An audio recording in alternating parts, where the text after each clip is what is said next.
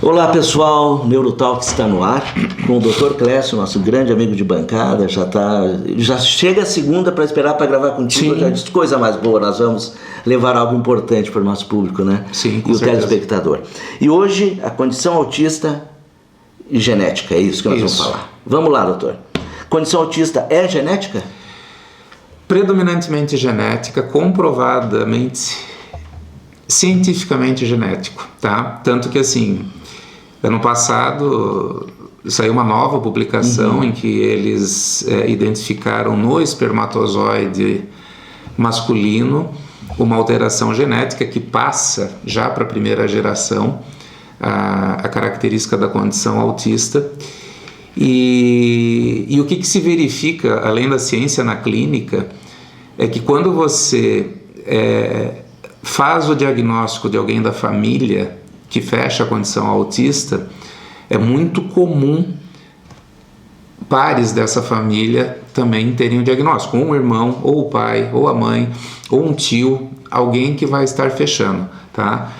Então sim, a questão genética, ela hoje é determinante para o processo da condição autista. E pode pular uma geração? Tipo assim, eu sou autista, meu filho não, mas o filho do filho sim?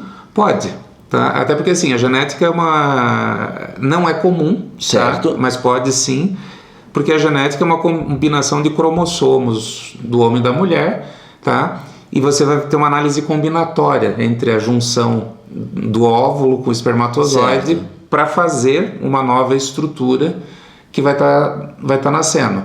Então, isso sim, isso pode acontecer dentro dessa pular uma geração. Pode, tá? Apesar de não ser comum. E a mãe, pode passar? Ela pode, passar também? Daí pode. Está no óvulo daí já? Pode, porque veja, você tem hoje uma estatística... A tua pergunta é até muito interessante, né? Porque durante alguns anos se afirmava categoricamente que o diagnóstico da condição autista era predominantemente masculina. Do pai? Dos meninos. Dos meninos. Tá? Isso tem modificado e a perspectiva para os próximos anos é que você tenha uma proximidade muito grande de diagnóstico, tanto em meninos quanto em meninas. Por que isso está mudando? Porque hoje você tem um olhar diferenciado para a menina, hoje você tem um critério de diagnóstico mais apurado e você consegue identificar no público feminino essas características, certo? Então, a partir do momento que você tem uma mulher diagnosticada na condição autista, você tem uma mulher com uma carga genética compatível com a condição autista. E isso pode ser repassado. E não é incomum, quando você avalia crianças, de você ter o pai na condição autista e a mãe na condição autista. Tá? E ali é quase que 100% que a criança vai vir autista. A probabilidade é muito alta, tá? Hoje, por exemplo, se você tem um dos pares na condição autista, você tem estatisticamente uma probabilidade de 25% de ter um filho na condição autista. Quando você tem os dois, pai e mãe, esse índice de 25 quase dobra, tá? E a perspectiva da criança ter um nível 2 ou 3 aumenta. Se for com os dois, pai e mãe, vai o nível do autismo. Porque o nível 1 tem pessoas que tu nem nota, né? Tu não nota que a pessoa tem um autismo. Leigamente falando, muitas pessoas não conseguem perceber, tá? Dentro do núcleo familiar, os pais, por alguns anos, também não percebem. Certo. E num determinado momento, quando começa a aumentar, vamos dizer assim, as questões de responsabilidade social, de maior interação, de maior participação, as características elas começam a serem apresentadas. Mesmo assim, você vai ter muitas famílias que vão interpretar essas características como características socialmente aceitas. Por exemplo, é uma criança mais quietinha, mais no lugar dela, aquela criança sonho de consumo que não incomoda e tal. Que é bem melhor para muitos pais, né? Que é bem melhor para muitos pais. Porém, num determinado momento, essa característica ela vai começar a se sobressair e aí vai vir a investigação. E tem outras causas além da genética? Tem. você tem duas situações que podem desencadear a condição autista. Também foi uma publicação desse ano. Crianças nos primeiros anos de vida que passam por situações, eu vou usar uma palavra simples para o público entender, situações neurologicamente impactantes. Por exemplo, a criança que nasce prematura, a criança que nasce precisa ir para uma UTI, a criança que nasce e nos seus primeiros meses de vida ou primeiros anos de vida, ela precisa de uma carga medicamentosa muito forte, muito intensa. A criança que apresenta quadros epiléticos e convulsivos. A criança que passa por algum trauma neurológico. Este grupo de crianças, em virtude desse impacto neurológico, pode desencadear uma questão na condição autista. Mesmo que pai e mãe não sejam. Mesmo que pai e mãe não sejam, tá? Eu vou aqui resgatar uma coisa dos antigos, certo. Tá? A moleirinha. Sim. Tá? O que é a moleira? Moleira é aqui em cima, que fica aberta, né? Até uma idade. Né? Exatamente. Então, assim, a criança nasce, ela tem a moleirinha. Por que ela tem essa moleirinha? Porque ela está num processo de concretização de amadurecimento do sistema nervoso central, tá? Quando a criança nasce prematura, ela naturalmente vai para uma UTI, tá? Quando ela vai para a UTI, ela pode ter alguma intercorrência nesse processo, tanto por intervenção medicamentosa, respiratória, alguma situação, e essas situações, elas vão impactar num sistema nervoso que está maturando. Certo. E esse impacto pode provocar alguma alteração de formação e de desenvolvimento. E isso vai até 1 ano e pouco, né? Com a moleirinha aberta, né? Exatamente, tá? Então, quanto mais nova a criança que ela passa por esses tipos de situações, mais propensa ela fica. Importante. Não significa que toda criança que passe por uma situação dessa vai desencadear uma condição autista. E até uma queda que a criança bata com a cabeça, tudo pode acontecer isso? Então, um trauma. Pode. Que é um trauma, né? Só que tem um segundo grupo dentro da tua pergunta. Eu falei aqui do impacto neurológico. O segundo grupo são crianças que passam por situações de vulnerabilidade. Tá? Por exemplo, a criança que cresce desnutrida. Isso pode provocar um impacto neurológico. A criança que nasce e se desenvolve sob violência. Outra questão de vulnerabilidade. A criança que se desenvolve experimentando situações traumáticas, situações de vulnerabilidade. Aí que já chega em bater, agressão, levar tombo. Exatamente. E aí o telespectador podia perguntar, tá, mas por que desencadeia? Porque a situação de vulnerabilidade, ela vai gerar também um impacto no processo de desenvolvimento neurológico. Quase uma defesa do ser humano, então. Exatamente. É uma defesa. É uma defesa, porque ele vai se fechar e vai ver o mundo dele. Exatamente isso, tá? Tanto que questões de vulnerabilidade, independente da questão autista, são questões que estão sendo muito estudadas hoje, porque você consegue, existem pesquisas que mostram o cérebro de uma criança que vivenciou questões de vulnerabilidade com o cérebro de crianças que não vivenciaram. E já entrando aí, então, e como fica o cérebro da criança autista? O cérebro da criança autista, da pessoa autista... Como é, né, em si? A estrutura neurológica ela é diferente. Então, a primeira coisa que chama muito atenção, no lobo pré-frontal, ou neocórtex, o indivíduo na condição autista, ele tem em torno de 70% a mais de neurônios do que uma pessoa que não está na condição autista. Essa é uma primeira alteração. E tem pessoas que acham que isso é o máximo, né? Mais neurônios, é mais inteligente, mais capaz. Gente, não é isso. 70% a mais de neurônios vai gerar, nesta região, um engarrafamento. O repasse do impulso elétrico de um neurônio para outro, ele vai se desviando, porque é muito neurônio, é uma ramificação. Ele tem que achar um outro caminho. Ele vai achar outros caminhos. E o que acontece? Esse indivíduo, então, ele vai passar a ter um prejuízo que a gente chama de funções executivas, que são dificuldades para planejar, organizar e executar tarefas, tá? Uma segunda alteração que acontece no cérebro autista são alterações de volume, de espessura de algumas estruturas do sistema límbico, que é subcortical. Então você vai ter uma amígdala, que vai ter uma espessura um pouco maior, você vai ter um hipotálamo, que vai poder ter uma estrutura um pouco maior. E esse aumento de estrutura, ele pode trazer uma hipercapacidade, como por exemplo, alguns autistas que têm memórias fantásticas, como um déficit de desempenho.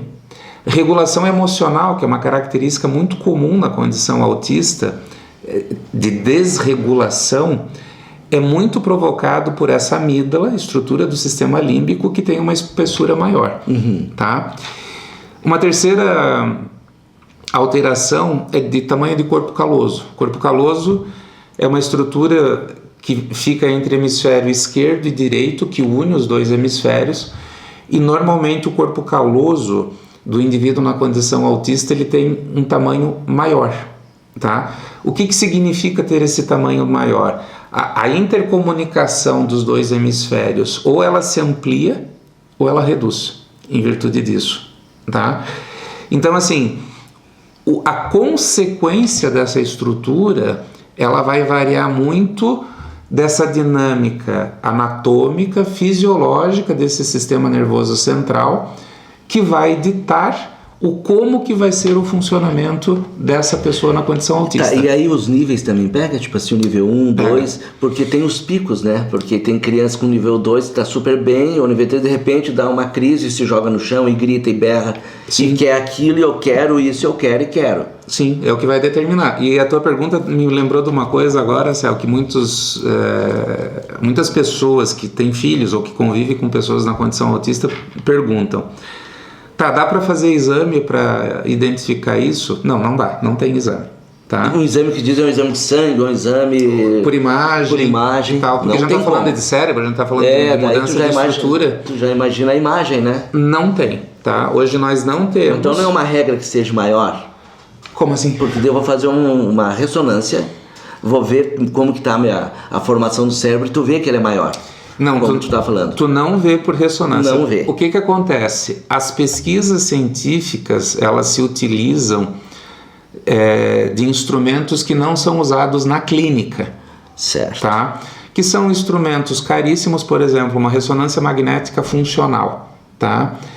São exames de um custo altíssimo, em que as pesquisas científicas, elas buscam para ter uma compreensão. Porém, no dia a dia, na clínica, você não tem nem exame laboratorial, nem exame por imagem. O diagnóstico da condição autista, ele é um diagnóstico clínico. Tá? Certo. Então, seja o profissional psicólogo, o profissional médico, você tem uma estrutura de avaliação clínica em que você vai construir uma dinâmica de funcionamento desse indivíduo e verificar se essa dinâmica se encaixa na condição autista. A neuropsicologia, que é a minha área, ela tem instrumentos em que você vai mensurar a resposta neurocognitiva. E essa mensuração, ela vai ser uma mensuração compatível ou não com essa avaliação clínica. Ela vai qualificar o diagnóstico, na verdade, tá? Mas não existem exames por imagem. E com essa estrutura maior, ampliada, quando tu fala, tem medicamento que faça a redução disso? Não. Você não tem medicamentos para condição autista, isso é um outro fator. Que às vezes a pessoa pergunta, então eu vou tomar um remédio para azia, eu vou tomar um remédio para autismo. Não existe. A condição autista em si, isoladamente, ela não tem remédio. Certo. Quando um profissional médico elege medicamentos para contribuir com a qualidade de vida dessa pessoa, esse profissional médico está trabalhando com a comorbidade. O que está vindo junto com. O que está vindo junto com, tá? Existe uma situação, 70% das pessoas na condição autista têm alterações de sono importante, tá? Então, o tratamento dessa questão de sono no autismo é um recurso para o autismo. Você não faz uso normalmente de benzodiazepínicos, medicações tradicionais. Você trabalha com uma reposição de melatonina. Por quê?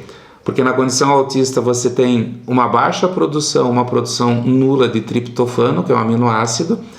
E esse aminoácido estimula a produção de melatonina. O triptofano é muito usado hoje para isso, né? Porque ele não é um medicamento, é mais uma... Não, mas aí você não usa... suplemento? Você não usa o triptofano, você usa a melatonina. Certo. Tá? Ah, tá. E aí você começa, a partir do momento do uso dessa melatonina, a buscar uma regulação de sono. Tudo que não é remédio, é suplemento. É um suplemento. Certo. E me diga uma coisa aqui, nós temos mais uma pergunta de um telespectador que mandou aqui para nós.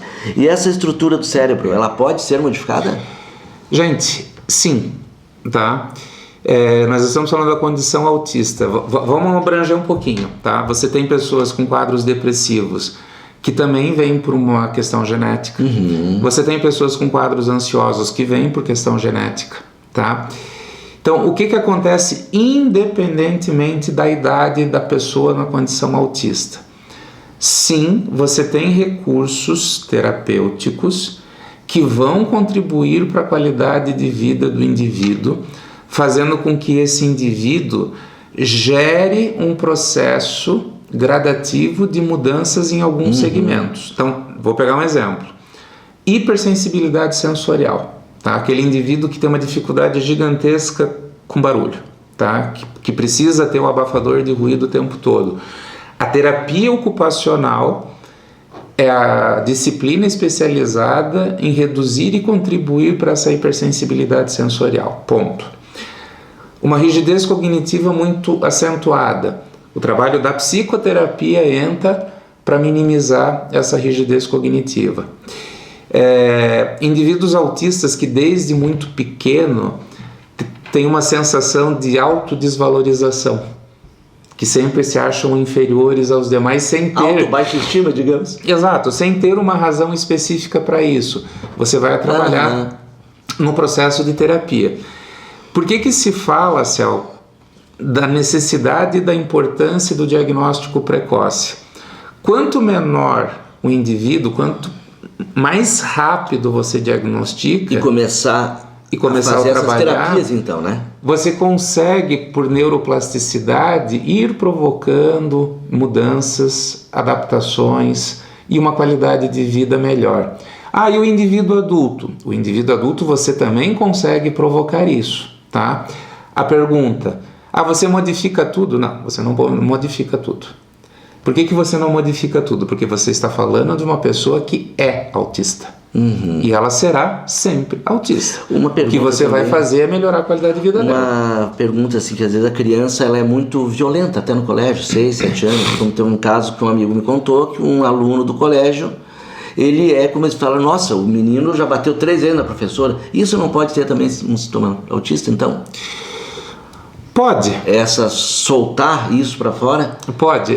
Do nada? Pode. E a tua pergunta ela é extremamente valorativa, porque assim, quando você tem um comportamento que foge de um padrão saudável, sim, agredir alguém não é saudável. Não é porque fica batendo no amiguinho, batendo na própria professora, eu quero isso aqui, eu não dou, já vai avançar. Exatamente. Morde, bate, né? É fundamental essa criança ser avaliada, tá? Gente, se for condição autista, se não for... algo está errado. Algo acontece, tá? Certo. Então, este algo precisa ser bem avaliado. Essa criança precisa ter um eventual diagnóstico. Friso aqui com importância. Em algumas situações, você não vai ter um diagnóstico dessa criança, você vai ter uma postura inadequada de pai e mãe. Sim. Tá? Pode ser uma criação também, então, isso. É sobre isso que eu estou falando, tá? Que em alguns momentos tem falhas no processo educacional, tem falhas na imposição de limites, que são recursos extremamente saudáveis e importantes para uma criança. Então, assim, independente do que for fechado, é uma situação que precisa ser averiguada, tá? Por quê? Se tiver efetivamente uma situação... Essa situação você intervém sobre ela e você traz um benefício para a criança, para a escola, para os pais e para todo mundo. Tá, então mesmo na condição autista tem que ter limites. Sim. Os pais têm que impor esses limites. Sim. Porque senão, como eu te falei, a criança grita, berra, berra, berra, tá aqui, pronto. Depois que acostumar... Céu, é uma teoria que eu tenho, até eu repito sempre isso, né? Como pai de 2 filhos autistas, tá? E sendo autista. E sendo autista. Então, assim, a gente não pode esquecer de uma coisa. Existe uma situação que está além do diagnóstico. Certo. Você tem dentro da sua casa uma criança. Ponto. Essa criança, ela precisa brincar. Essa criança precisa ter tempo para ela fazer as coisas que ela gosta. Essa criança precisa ter o tempo dela de ser autista. Certo. Essa criança precisa ser amada. E essa criança precisa de limites. Ponto. O que diferencia? A imposição de limites numa condição autista, ela vai acontecer de uma forma diferente, tá? Por quê? Você vai ter, na sua relação com essa criança, uma pessoa que vai ter a dificuldade de ser contrariada em virtude da sua rigidez cognitiva, do seu hiperfoco. Isso é um fato. Sua audição, como tu falou, às vezes aquilo irrita. Exatamente. Mas aí a criança tem uma super audição ou não? Ou porque com o mesmo volume nosso, ela não tem a mais? Para ela é a mais? Para ela é a mais. Não é que ela seja uma super, não, que escuta tudo, não. Não. Ela não escuta mais alto. É uma hipersensibilidade. Certo. Tá. E pra gente finalizar, e como fica a condição dessa pessoa, a qualidade de vida desse autista? Para nós finalizar agora. Olha, é claro que essa tua pergunta, ela pode ser dividida em autismo nível 1, nível 2 e nível 3, tá? Comorbidades, existem alguns fatores aí pra gente tá mensurando sobre essa qualidade, se tem uma deficiência intelectual ou não, tá? A gente tem que partir do marco zero, tá? Então veja, até um determinado momento essa criança veio com as suas características, não sabia o que se tinha, aquilo não estava sendo bom para a criança, para a relação dela dentro de casa. Foi diagnosticado. A partir do momento de um diagnóstico bem feito, de um plano de tratamento adequado, nós precisamos partir do princípio que dali para frente a tendência é só melhorar. Certo. Gente, o quanto vai melhorar é uma interrogação, tá? Como eu falei. Cada indivíduo é um indivíduo. Cada indivíduo é um indivíduo, vai depender do nível de suporte, se tem comorbidade, se não tem comorbidade. Vai depender de situações de vulnerabilidade que essa criança vive no seu dia a dia, tá? O que são? Recursos de alimentação, possibilidade de acesso aos processos terapêuticos. Fazer um exame completo de sangue, tudo, para ver se não falta nenhuma vitamina, como nós estávamos comentando. Exatamente, e nem toda criança tem esse acesso, infelizmente. Nem toda criança tem esse acesso. Tá? Então tudo isso tem que ser muito bem mensurado para a gente poder ter essa visão. Certo, acho que nosso tempo acabou. Muito obrigado, Clécio. Pessoal, espero que tenha levado mais informações. Observem seus filhos, observem você, né? Nós adultos podemos ter, e daí nós estamos no diagnóstico tardio.